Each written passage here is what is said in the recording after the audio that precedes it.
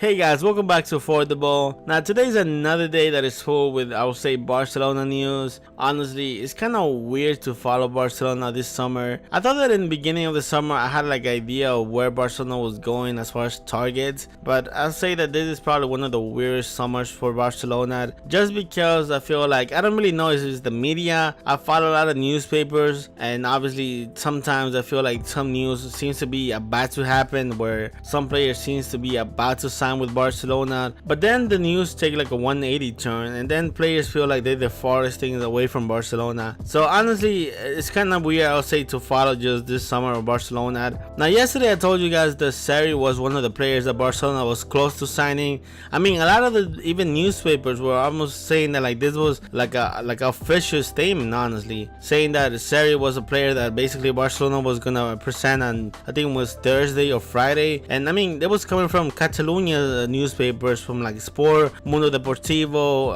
other Spanish newspapers like AS, Marca. So a lot of newspapers had this story going. So honestly, it felt like the information was legit and that Barcelona was close to signing him. Honestly, it felt like it was a done deal almost. But then 24 hours later, basically the news is that Sarri is not coming to Barcelona, that Barcelona is 100% sure that they're not going for Sarri, and that they basically have put the player into the side. Now to me, obviously you say you can blame the newspapers for making rumors up, but now honestly I don't know if there's the newspapers or it's actually just the front office that basically doesn't really know what they're going for. And I feel like that is really what is happening. I don't really feel it's basically everybody reporting the wrong news. I feel like everybody is basically reporting what is happening, but then Barcelona front office takes like a 180 and they decide to go totally against what they were thinking. So honestly, it's kind of, like I said again, it's difficult to track Barcelona and what are the targets for the summer. So with Sarri not coming, I guess it's not a bad news if you're a Barcelona fan. At least for my opinion, I thought that the signing was going to be a bad signing, because I think Barcelona has already midfielders. I think it's actually like an overbooking in that position in Barcelona. So I guess if you're a Barcelona fan, you can look at it that way, that this is actually good news that this player is not coming.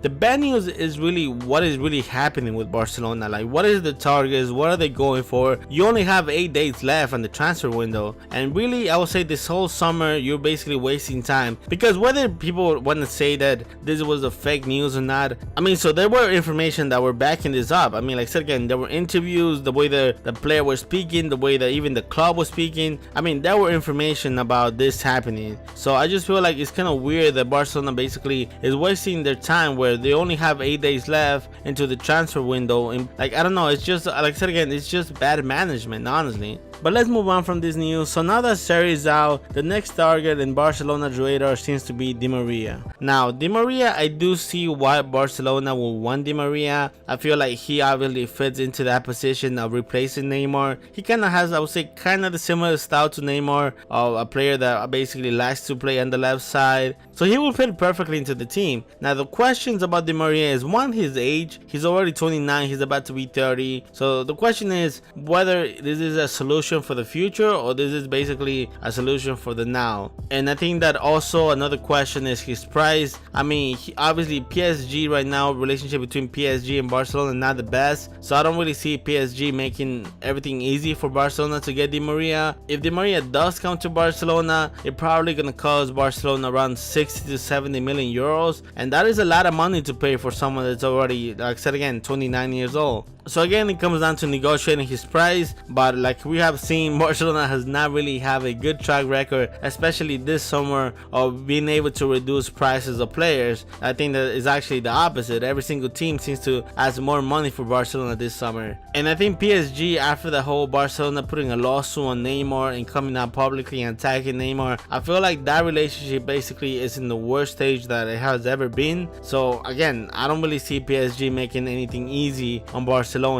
Now another question is whether the fans honestly will like the signing. I mean, Di Maria is someone that I will say is probably not the most liked player in Barcelona. If you guys remember, Di Maria had some moments that totally went against, I would say, the Barcelona fans. So I also see why Barcelona fans would also not like him as well. So this whole situation feels like a plan B. I feel like Di Maria might be a good signing, like I said, for the moment, not for the future. But I also think they will cost Barcelona a lot of money. And also, I don't really feel like the front office office is capable of making this move, because again, like I said again, it's not gonna be an easy move at all.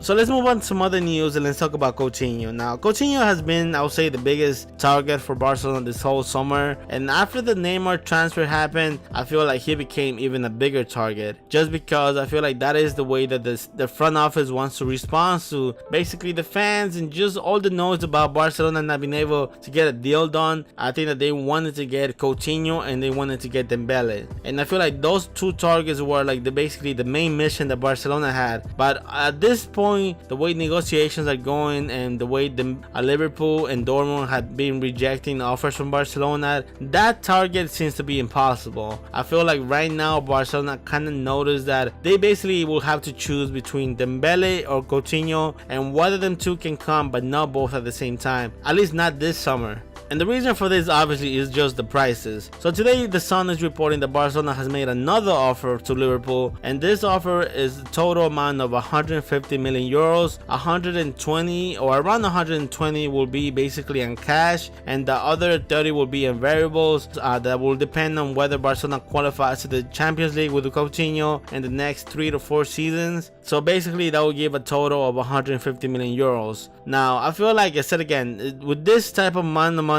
it kind of makes it impossible for Dembele and Coutinho to come at the same time, because Dortmund also wants this around the same, so that would be a total of 300 million euros that basically I don't really think Barcelona has right now. Barcelona has the money that they got from Neymar, the 222 million euros. Besides that, there's not much money in Barcelona right now. So right now Barcelona has to choose between Coutinho and Dembele, and I feel like that is really what's stopping any move from happening. I feel like really the front office doesn't know which one to go with. Obviously with Coutinho you're getting a solid player that plays in the Premier League, that obviously I will say Liverpool is not as big as they were before, where they used to be fighting for Champions Leagues and league titles, but it still is a solid team and it still is a competitive league. So that's obviously what you get with Coutinho. You get a 25-year-old that has shown that he's obviously a good player and a solid team. Now with Dembele, what you're getting is, I will say, the promise for the future. Basically in 3 years Dembele can be maybe one of the best players in the world, and that is something that I don't think Coutinho has. Coutinho is already 25, so I think that he's already as good as he's going to be. He might be able to explode a bit more in Barcelona, but I don't think he's gonna be fighting to be the next, I would say, the next Messi. Like Coutinho is not gonna be that. I would be surprised if Coutinho even becomes the second best player in Barcelona. I mean, honestly, I feel like he might come into Barcelona and maybe be on the top 3 after Iniesta, Suarez and Messi. But with Dembele you got the promise of the future, but obviously that can also be that it might not pay off and Dembele might be a boss in the next, maybe not a boss, but it might not pay out to be basically the next Neymar.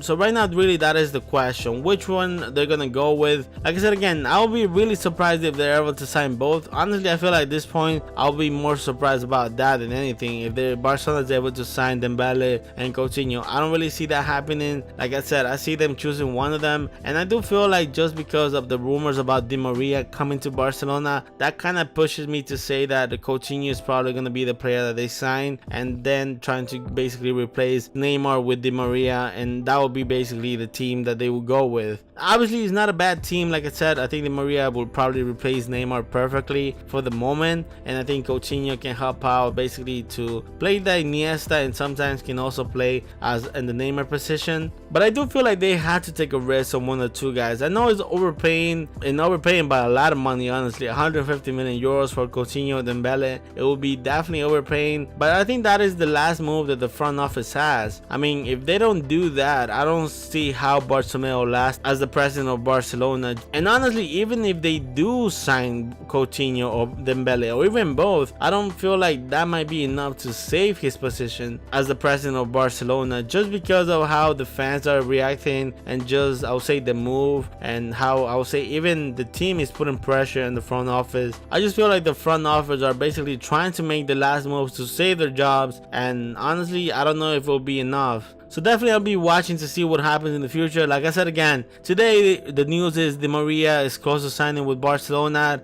but I wouldn't be surprised if tomorrow they're saying that Di Maria is the farthest thing from Barcelona, just because this is how I'll say the front office is kind of running Barcelona. Just a lot of unknown things, a lot of indecisions, a lot of not really making their minds of what players they want. And I also feel like this is obviously affecting Valverde as well. As a coach, I feel like this is not the position that you want to be on, where it's 8 days left for the window transfers to be closed and you don't even know what targets your team is going for. So yeah guys, that's all the news that I got for you guys today. I hope you guys enjoyed the video. If you guys did, please don't forget to leave a like and subscribe to the channel. I hope you guys have a great day guys. Take care guys. Peace.